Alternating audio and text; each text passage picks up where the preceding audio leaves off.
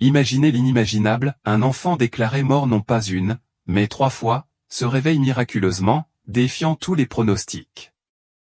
Mais c'est plus qu'une simple histoire de survie. Lorsque ses yeux se sont rouverts, Landon Whitley a apporté avec lui un message extraordinaire, si profond et inattendu qu'il semble provenir de royaumes bien au-delà de notre compréhension terrestre. Ce message, ancré dans une expérience d'un lieu qui nous interroge tous au quelque part au-delà de la vie telle que nous la connaissons, offre un aperçu rare et direct du mystère de l'existence après la mort. L'histoire de Landon n'est pas seulement celle de la résilience, mais aussi celle d'une révélation, qui nous invite à réfléchir à des questions sur la foi, l'éternité et le divin. Landon affirme avoir rencontré Jésus et être revenu avec des idées destinées à être partagées, en particulier pour ceux qui ont déjà douté de l'existence de la vie au-delà ou se sont demandé ce qui se passe lorsque nous prenons notre dernier souffle. Cette histoire n'est pas seulement inspirante, il se peut que ce dimanche contienne les réponses que vous cherchez, vous poussant à affronter les mystères les plus profonds de la vie avec les yeux et le cœur ouverts. Tout a commencé un dimanche ordinaire de 1997. Pour la famille Whitley, le dimanche était sacré dans sa simplicité, un jour précieux de convivialité. Il suivait un rythme familier, un service matinal à l'église, un retour paisible à la maison et un après-midi tranquille passé à profiter de la compagnie de chacun. Mais ce dimanche-là en particulier allait être tout sauf ordinaire. Alors que la famille rentrait chez elle, le trajet en voiture était tranquille. Julie Whitley, une épouse et une mère dévouée, discutait avec son mari Andy alors qu'ils parcouraient les rues familières. Sur le siège arrière, leur jeune fils Landon regardait par la fenêtre, ses pensées vagabondant tandis que la lumière du soleil entrait par les fenêtres, emplissant la voiture d'une chaude lueur dorée. Tout dans ce moment semblait serein, ordinaire même. C'était un instantané de l'harmonie familiale, le genre de scène qui passe souvent inaperçu dans sa perfection. Pourtant, quelques minutes plus tard, la sérénité de ce trajet allait se briser et la vie des Whitley ne serait plus jamais la même. Julie ne pouvait pas savoir que c'étaient les derniers moments qu'elle partagerait avec son mari. La routine, la paix et le confort de cette journée allaient être irrémédiablement perturbés, marquant le début d'un voyage extraordinaire et inimaginable. En un instant, la vie telle que la famille Whitley la connaissait a changé de façon irrévocable. Le trajet paisible vers la maison a été interrompu par le hurlement strident d'une sirène. Une ambulance s'est approchée de l'intersection à grande vitesse, ne laissant pas aux Whitley le temps de réagir. La collision qui a suivi a été catastrophique. L'impact violent a fait tourner leur voiture, le bruit perçant du métal qui s'écrasait et du verre brisé résonnant dans l'air. Julie Whitley était étourdie et désorientée, son monde a basculé en un clin d'œil. Lorsque la voiture s'est enfin arrêtée, le chaos a laissé place à un silence inquiétant, rompu seulement par le hurlement incessant des sirènes de l'ambulance qui se rapprochait. Les secours sont arrivés quelques instants plus tard, mais le spectacle qui s'offrait à eux était sinistre. La voiture était mutilée au point d'être méconnaissable, son châssis écrasé par la force dévastatrice de la collision. L'épave racontait l'histoire d'une immense tragédie, qui se déroulait en temps réel.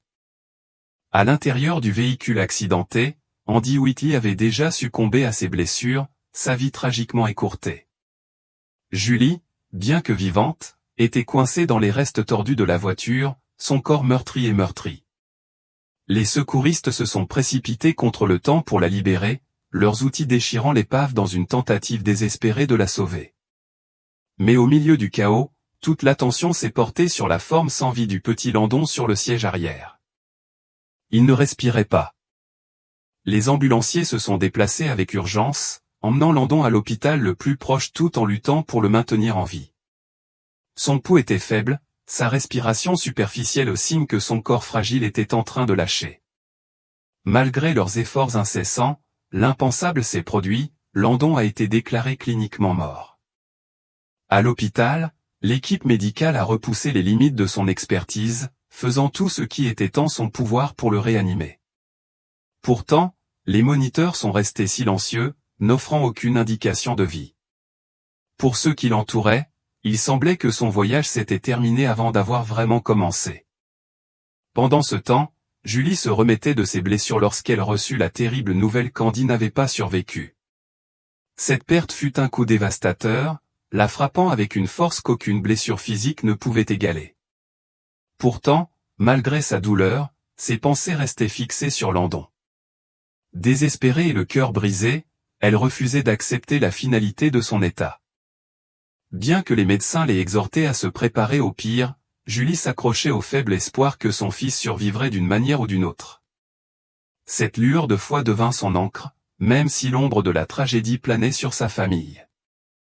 Au bloc opératoire, une bataille féroce et désespérée pour la vie de Landon se déroula. Son cœur s'arrêta non pas une fois, mais 2 fois de plus. Chaque fois qu'il cessa de battre, l'équipe médicale défia les pronostics et le ramena à la vie même de justesse. À chaque battement de cœur qui s'arrêtait et revenait, c'était comme si Landon était au bord de 2 mondes, pris entre la vie et la mort.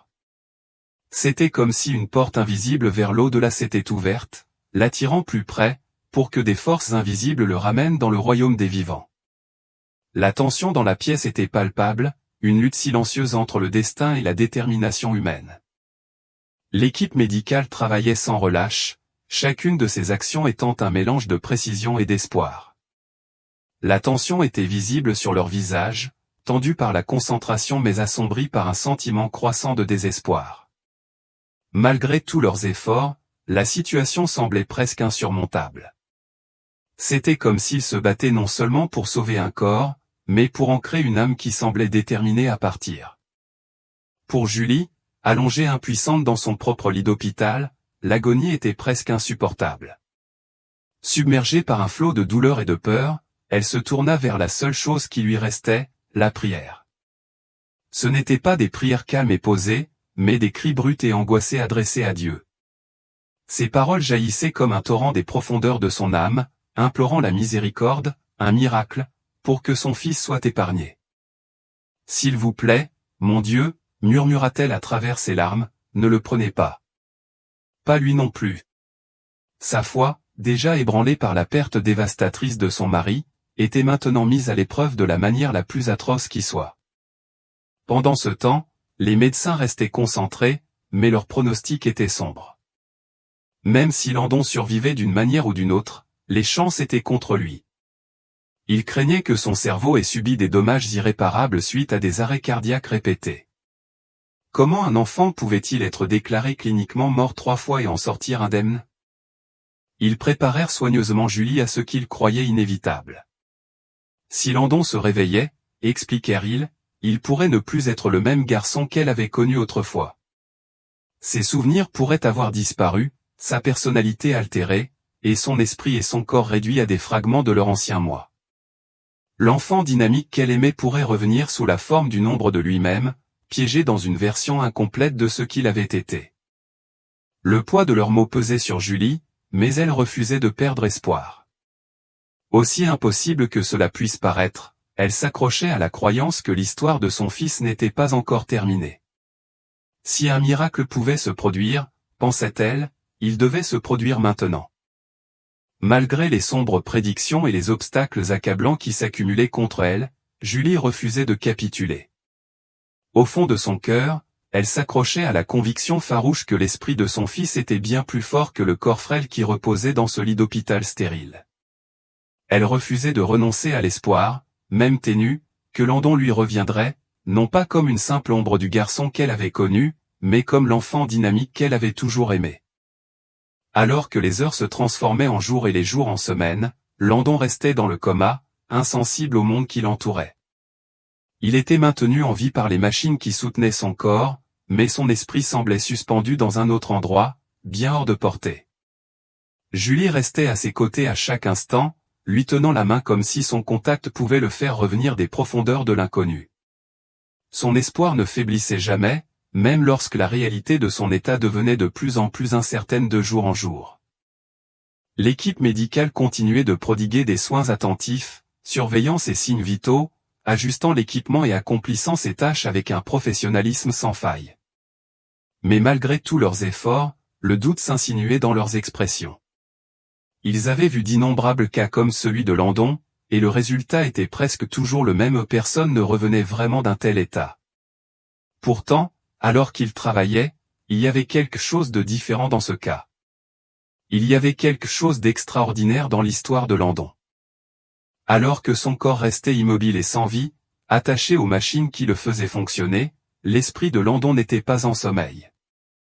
Sa conscience, semblait-il, avait dérivé au-delà des limites de son corps brisé, voyageant vers un royaume que peu de gens connaissent et dont encore moins reviennent. Landon parla plus tard de cette expérience avec une intensité qui ne laissait aucun doute dans l'esprit de ceux qui l'écoutaient. Il la décrivit comme si son esprit s'était détaché de sa forme physique, s'éloignant de la chambre d'hôpital et laissant derrière lui son corps fragile.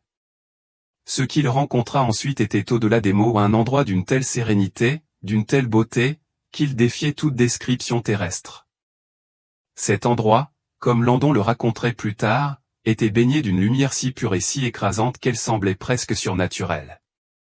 C'était un champ de paix et de calme, un royaume qui semblait exister en dehors du temps, où tous ses sens étaient exacerbés. Les couleurs autour de lui étaient plus vives que tout ce qu'il avait jamais connu, chaque teinte plus brillante et plus vivante. Les sons se mélangeaient en parfaite harmonie, créant une symphonie qui résonnait dans chaque partie de son être.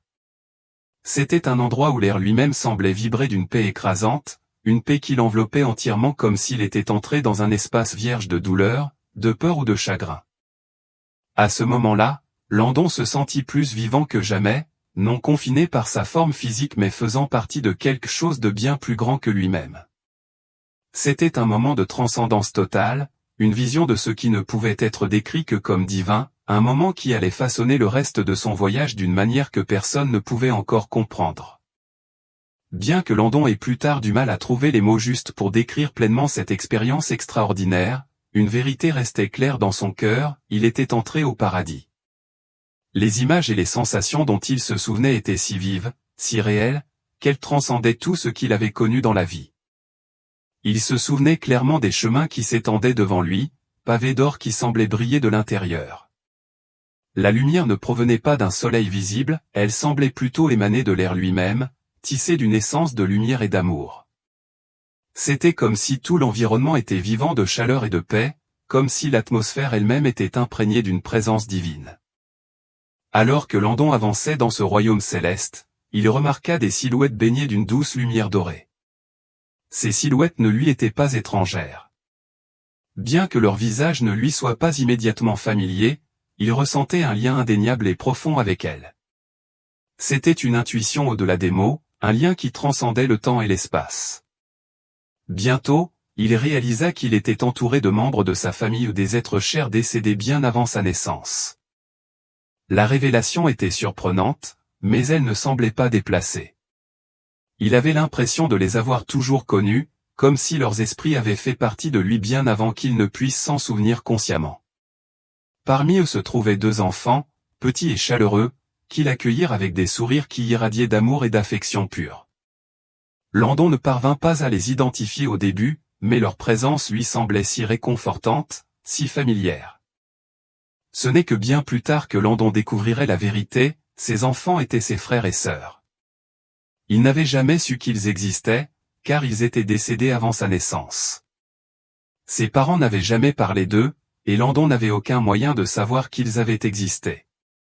Pourtant, ils étaient là, l'attendant à bras ouverts, offrant un amour si pur et inconditionnel qu'il se sentait en sécurité et en paix. Puis, au milieu de toutes ces figures aimantes, une silhouette distincte et rayonnante apparut.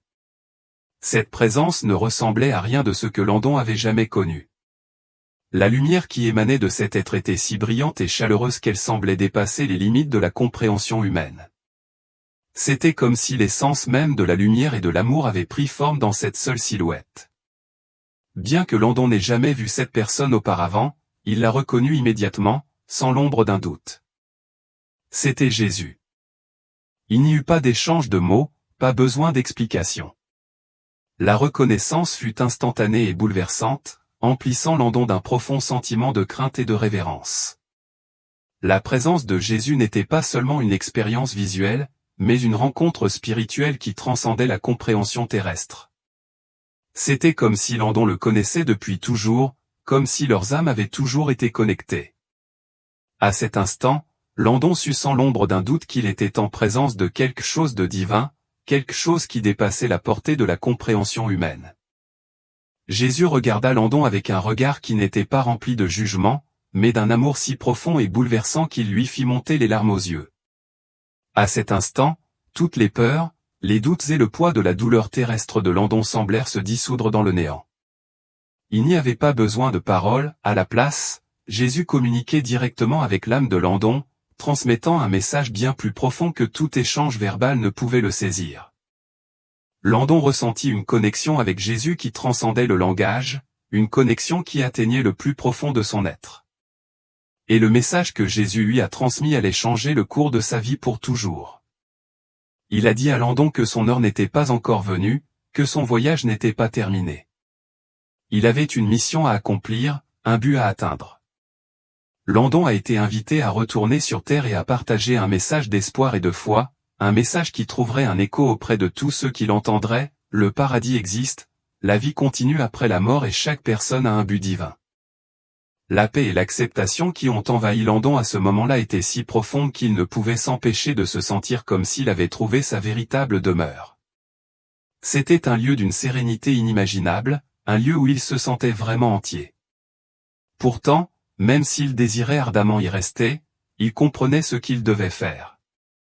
Il a réalisé que son retour dans le monde de la douleur et de la souffrance était nécessaire, cela faisait partie de sa mission, du plan qui lui avait été présenté. Avant qu'il ne puisse le traiter pleinement, la vision a commencé à s'estomper. En un clin d'œil, le royaume céleste disparut et Landon sentit une force invisible le ramener en arrière, comme s'il était tiré à travers un tunnel de lumière et de chaleur. C'était une poussée douce mais ferme, qui le ramenait au monde physique. Lorsque Landon ouvrit lentement les yeux, il fut accueilli par la lumière crue et stérile de la chambre d'hôpital. C'était un contraste frappant avec la paix qu'il venait de ressentir. Mais alors que ses sens s'habituaient à son environnement, il réalisa qu'il était de retour, un retour d'un endroit dont la plupart des gens ne pouvaient que rêver, un endroit que des millions de personnes espèrent atteindre le moment venu. Les médecins et les infirmières se précipitèrent à ses côtés, leurs visages mêlant crainte, incrédulité et émerveillement. Après tout ce que le corps de Landon avait traversé ou avoir été déclaré cliniquement mort 3 fois où il était là, éveillé, alerte et parlant clairement. Son retour miraculeux dépassait l'entendement, laissant tout le monde dans la pièce abasourdi, incapable de saisir pleinement le miracle qui venait de se dérouler devant eux. Lorsque l'équipe médicale assimila la vue étonnante du réveil miraculeux de Landon, ils passèrent rapidement en mode professionnel, impatients d'évaluer son état. Ils s'attendaient à des séquelles ou lésions cérébrales, perte de mémoire ou signes de traumatisme, mais ce qu'ils rencontrèrent défia toutes les prédictions sinistres. Landon, bien que toujours faible et fragile, fit immédiatement preuve d'une remarquable lucidité. Il reconnut tout de suite sa mère, lui serrant la main avec une force qui semblait presque impossible étant donné son état fragile. Julie, submergée par l'émotion, sentit les larmes couler sur son visage. C'était comme si toutes les peurs et les doutes qui la hantaient depuis l'accident s'étaient envolés en un instant. Ses prières avaient été exaucées. Son fils était revenu non pas sous la forme d'une version brisée de lui-même, mais sous la forme de l'enfant qu'elle avait connu, du garçon qu'elle avait aimé de tout son cœur. Le miracle dépassait sa compréhension, mais il était indéniablement réel, et elle en éprouva un immense sentiment de gratitude. Landon, encore faible après des semaines de silence, commença lentement à parler. Sa voix était douce, mais il y avait une clarté dans ses mots que personne n'aurait pu attendre. Ce qu'il raconta était loin d'être typique, il commença à raconter les détails de son expérience extraordinaire, décrivant les scènes du paradis avec une telle vivacité qu'il semblait n'être jamais parti. Il parla de sentiers dorés qui brillaient d'une lumière qui leur était propre, d'anges qui emplissaient l'air d'harmonie et d'un sentiment de paix écrasant qui l'entourait complètement. Mais c'est quand il évoqua ses frères et sœurs que le cœur de Julie fit un bond. Il parla d'eux comme s'il les connaissait depuis toujours, décrivant leur apparence, la façon dont il l'avait accueilli avec amour et comment il l'avait accueilli dans leurs bras. Julie était abasourdie. Elle n'avait jamais parlé à Landon de ses fausses couches. Cela avait été une partie douloureuse de son passé, un chapitre qu'elle avait choisi de garder privé, enfermé au plus profond de son cœur. Comment pouvait-il savoir quelque chose à leur sujet? Comment pouvait-il les décrire aussi clairement alors qu'elle n'en avait jamais parlé? Pourtant, Landon était là, parlant avec une certitude totale de deux petites âmes qu'il n'avait jamais rencontrées dans cette vie. Les médecins, tout aussi stupéfaits, avaient du mal à croire ce qu'ils entendaient.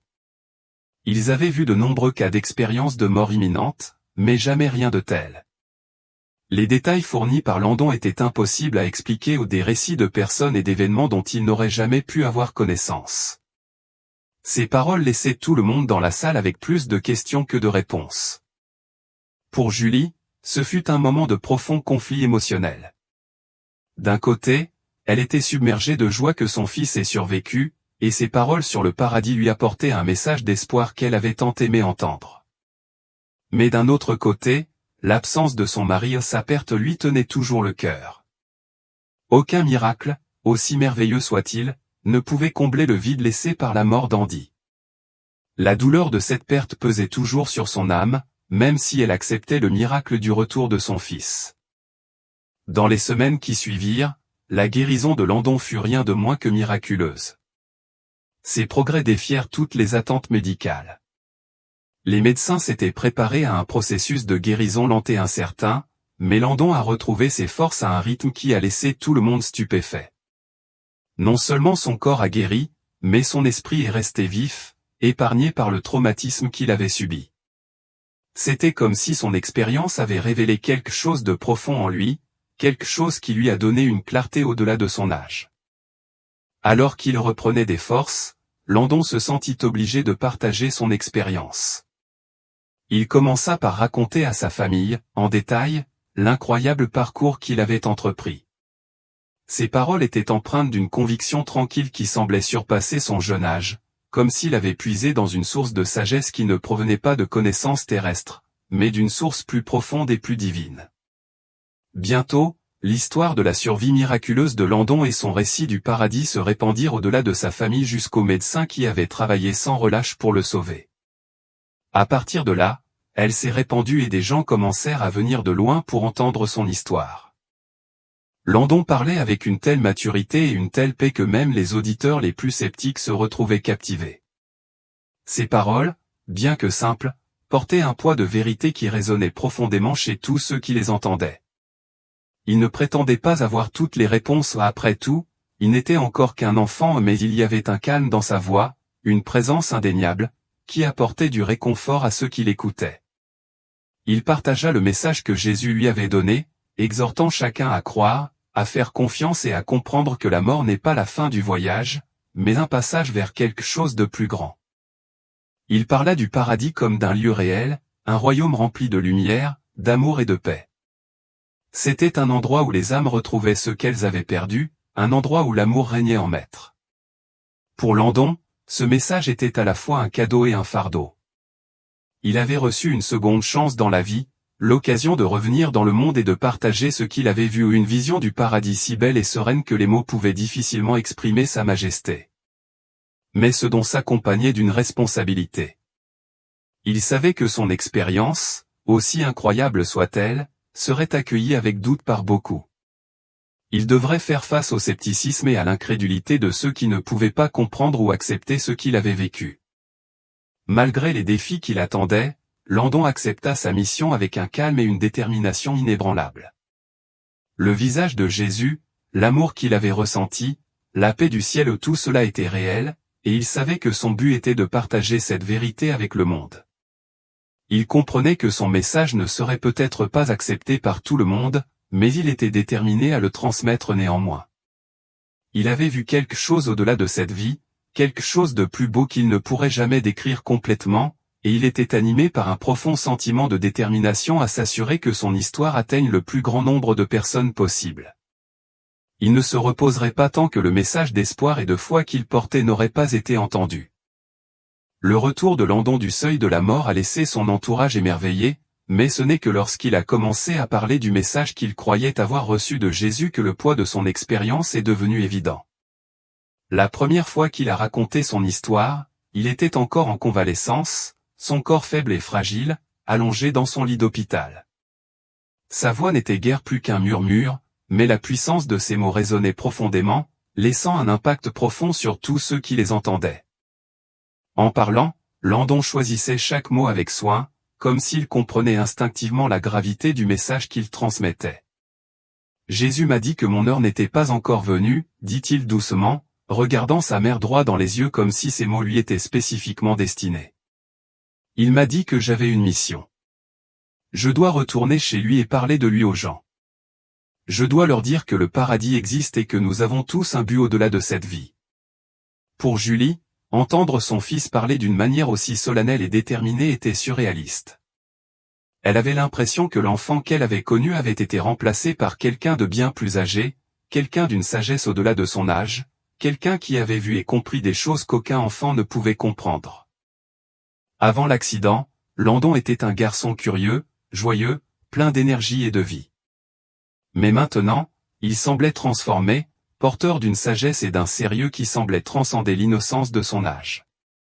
Julie ne pouvait s'empêcher de se demander pourquoi son fils avait été choisi pour recevoir un tel message, pourquoi Landon avait été choisi pour recevoir un message aussi profond, quelque chose qui défiait l'entendement humain. Et quelles conséquences cela aurait-il eu sur leur vie future? Ces questions pesaient lourd sur son cœur, mais elle ressentait aussi un sentiment indéniable d'émerveillement à l'idée que son fils ait reçu ce don incroyable. Lorsque l'histoire de Landon s'est répandue, les réactions de ceux qui l'ont entendu ont été diverses. Pour beaucoup, sa guérison miraculeuse et le message d'espoir qu'il portait ont touché une corde sensible. Son témoignage est devenu un phare dans un monde souvent assombri par le doute et l'incertitude. Ses paroles ont apporté du réconfort à ceux qui pleuraient la perte d'êtres chers, leur offrant l'assurance que la mort n'est pas la fin, mais plutôt une transition vers quelque chose de bien plus grand, un endroit où nous pouvons retrouver ceux que nous avons perdus, un paradis bien réel. Les églises et les groupes communautaires ont commencé à inviter Landon à prendre la parole. Malgré son jeune âge, il a délivré son message avec une conviction qui semblait venir d'un endroit bien plus profond que de simples mots ne pouvaient le transmettre. Sa voix, bien que douce, portait une force et une confiance indéniables, comme s'il avait vécu 1000 vies et qu'on lui avait confié une vérité trop puissante pour la garder pour lui.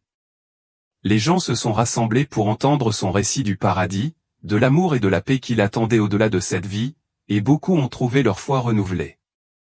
Le message simple mais profond de Landon, la vérité du paradis et le but de chaque vie a atteint un large public, touchant le cœur de ceux qui en avaient le plus besoin.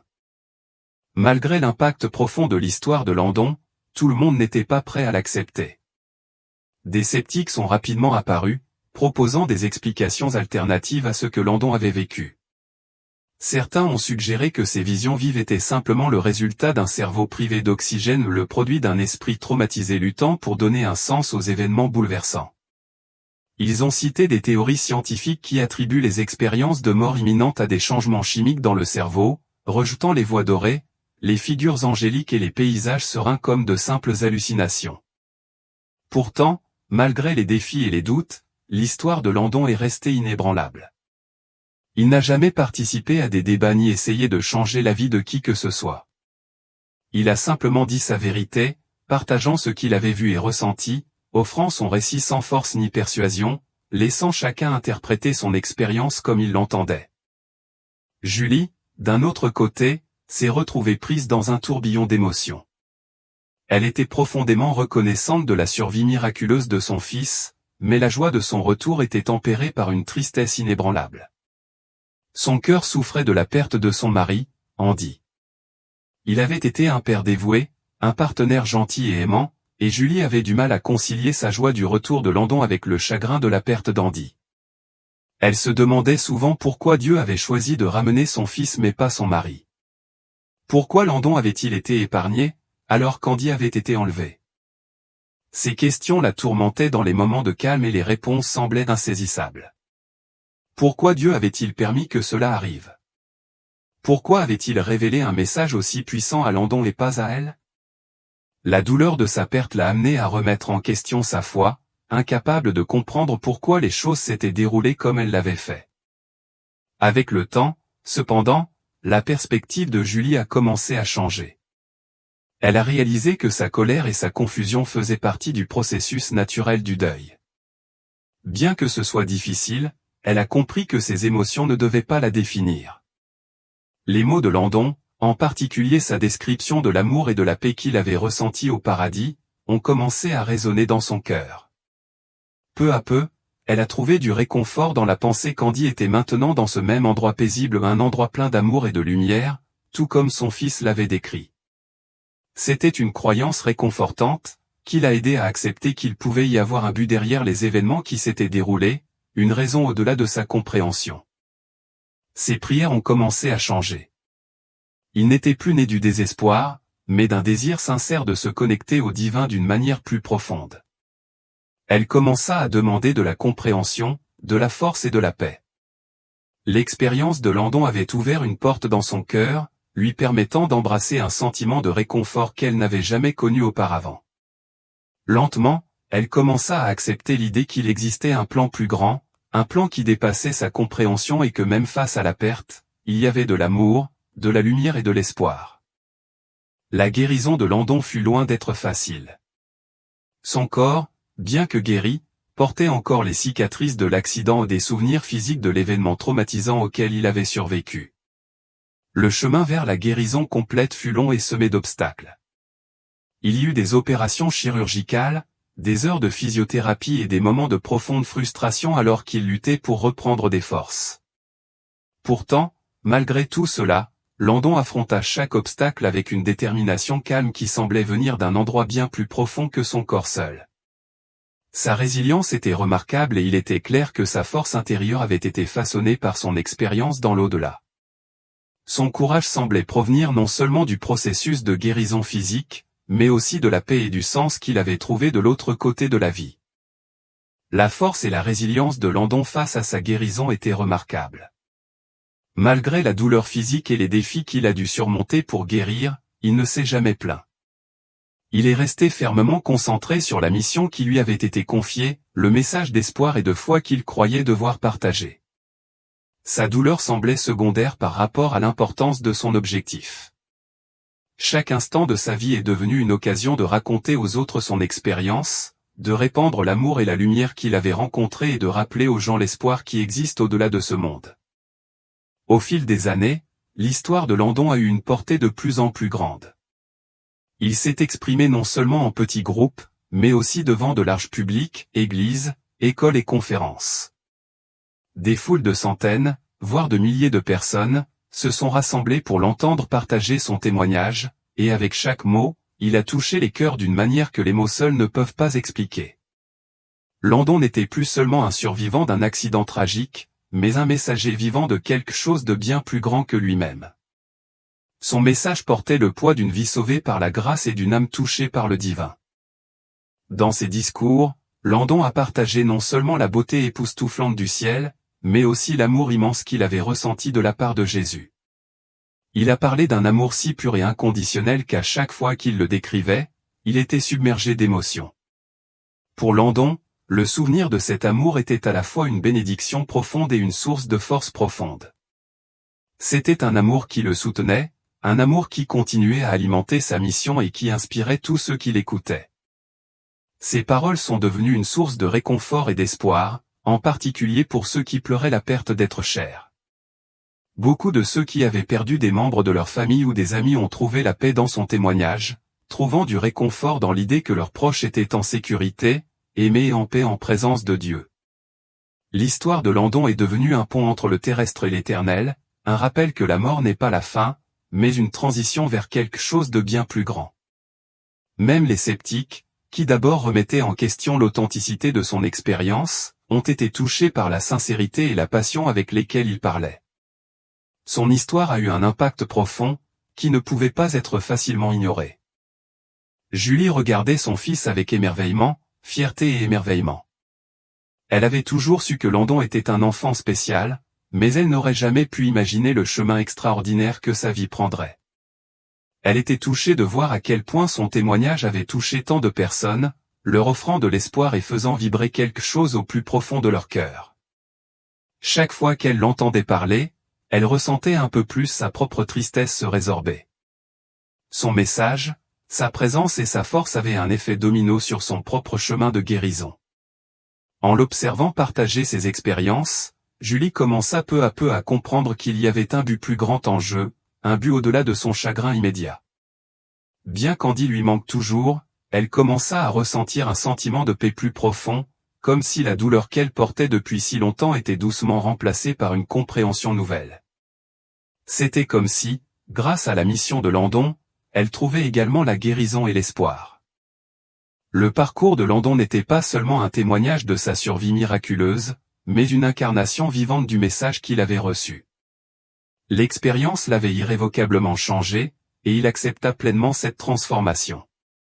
Landon comprit que sa mission ne se limitait pas à raconter sa rencontre avec le ciel, il s'agissait de vivre chaque jour d'une manière qui reflète l'amour, la paix et la lumière qu'il avait ressentie dans ce royaume céleste. Sa vie devint le reflet de l'essence même du message qu'il était censé partager, l'espoir, la foi et l'amour infini de Dieu. Il se voyait comme un pont entre deux mondes, celui dans lequel il était revenu et celui qu'il avait entrevu au-delà du voile. Landon ressentait un profond sentiment de responsabilité pour transmettre le message de paix, d'espoir et d'amour du ciel à la terre. Il comprenait que c'était le but que Jésus lui avait donné et qu'aussi longtemps qu'il le pourrait, il continuerait à l'accomplir. L'histoire de Landon ne se résumait pas à la survie à un accident et à une expérience de mort imminente, elle traitait du sens et du but plus profond qui se cachait derrière tout cela. Sa vie était désormais un témoignage de la vérité selon laquelle chaque vie humaine a un but plus grand, qui transcende les luttes et les difficultés auxquelles nous sommes confrontés. Par ses paroles et ses actions, Landon a rappelé aux autres que, même si la vie peut parfois paraître sombre ou douloureuse, il y a toujours de l'espoir et que la mort n'est pas la fin. Son histoire avait le pouvoir de transformer les cœurs. Pour ceux qui l'écoutaient vraiment, elle remettait en question leur point de vue sur la vie, la mort et l'éternel. C'était un appel à regarder au-delà du monde visible et à reconnaître la vérité spirituelle qui nous lie tous. Le message que Landon portait n'était pas limité par le temps ou le lieu, il était universel, un rappel que nos vies ont un sens et qu'il existe un dessein divin qui s'étend bien au-delà de ce que nous pouvons voir ou comprendre. Pour ceux qui ont entendu les paroles de Landon et les ont laissées pénétrer profondément dans leur cœur, son message offrait la possibilité d'une transformation. Il les invitait à voir la vie à travers le prisme de la foi, en comprenant que quelles que soient les circonstances, nous faisons partie de quelque chose de bien plus grand que nous-mêmes. En partageant son expérience et en vivant son objectif, Landon est devenu un témoignage vivant de la vérité selon laquelle l'espoir, l'amour et la foi perdurent, même dans les moments les plus difficiles de la vie.